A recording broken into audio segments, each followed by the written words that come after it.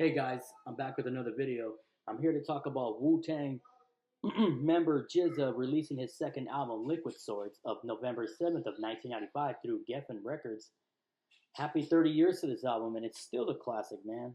This is definitely a Wu classic right here by the Wu member GZA the Genius. And the recording sessions for this album began midway through 1995 at producer RZA's basement studio in the New York City barrio of Staten Island. And the album heavily samples a dialogue from the martial arts film Shogun Assassin and maintains a dark, atmosphere throughout, incorporating lyrical references to chess, crime, and philosophy. And the album Liquid Swords itself features a numerous guest appearances from the other 8 members of the group, along with the affiliate, Wu-Tang affiliate, Killah Priest, and you definitely really got some hardcore, hitters on this, man. This is definitely an incredible album, too. Happy 30 years to this classic right here. Forever, man. One of my favorites. You got songs like the title track, Liquid Swords, I Got You Back, and Cold World, Shadowboxin / Fourth Chamber. So many hits, man. And upon the release, it peaked at number 9 on the Billboard 200 chart and number 2 on the top R&B / hip hop albums chart. And the Recording Industry Association of America certified the album platinum in sales nearly 20 years after its release. Liquid Swords received critical acclaim for its complex lyricism and hypnotic musical style. Over the years, its recognition has grown with the number of famous publishers proclaiming it is one of the greatest hip-hop albums of all time. In 2007, the Chicago Tribune cited it as one of the most substantial lyrical journeys in the hip-hop history. And more to it, yes, RZA definitely began recording this album after, finishing several other Wu-Tang projects. And following the success of the two early albums by Wu-Tang, the solo albums by the Wu-Tang members, Method Man's Tikal and ODB's Return of the 36 Chambers, the Dirty Version, and then Wu-Tang member Raekwon began recording his acclaimed debut Only Built for Cuban Links. Happy 30 years to that album too, in early 1995 in August. While he and producer RZA were putting the final touches on that album, and RZA and GZA began writing and recording what would eventually become Liquid Swords. In regards to their decision to begin the album at the time they did, GZA had later commented that we Wu-Tang were on a roll, and it was the perfect time to get in the studio and just do it. And I'm on a different level, trying to be cinematic, he remarked, and like that shit in Killah Hill where the kid gets his leg cut to hide the dope, and that SHIT really happened, but I'm trying to make it more visual. Liquid Swords is a concept of being lyrically sharp, flowing like liquid metal and mercury.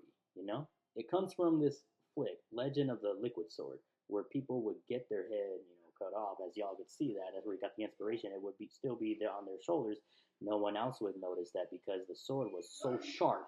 That Wu-Tang is a sword style, and this is the sharpest. I'd rather slip on the pavement than slip on my tongue. And similar to other early solo Wu-Tang albums, Liquid Swords was recorded in RZA's basement, I already mentioned, basement studio in Staten Island, with some beats playing for over 2 days straight while recording. When asked in a later interview about his opinion of the album's beats, GZA had remarked, and he said, "I love them. A lot of them had a grimy rock-like feel to them. I remember absolutely loving them."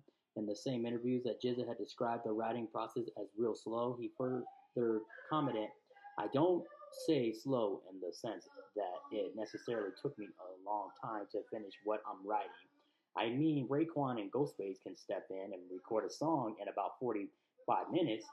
I, on the other hand, would often go back and finish rhymes that I started.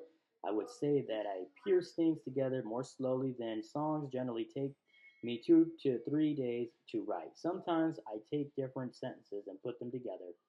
And regarding the overall sensation of writing Liquid Swords, he had stated, "It's hard to say something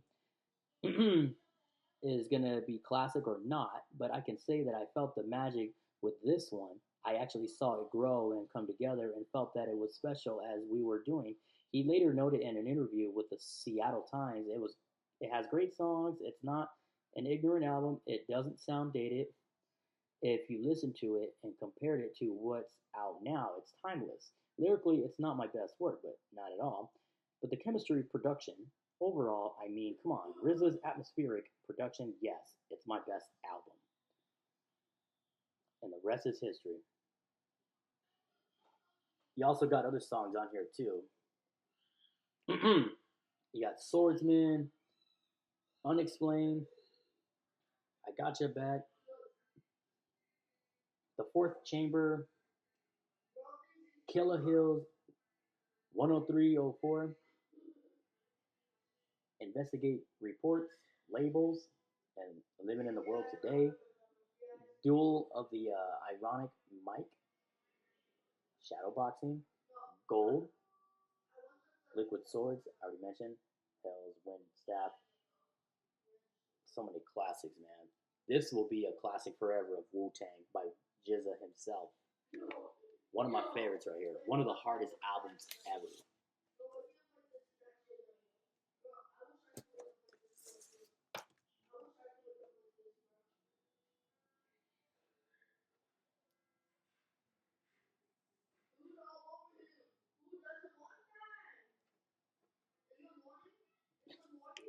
You know, if you love rap and hip hop in general, I'm gonna be on the real with y'all.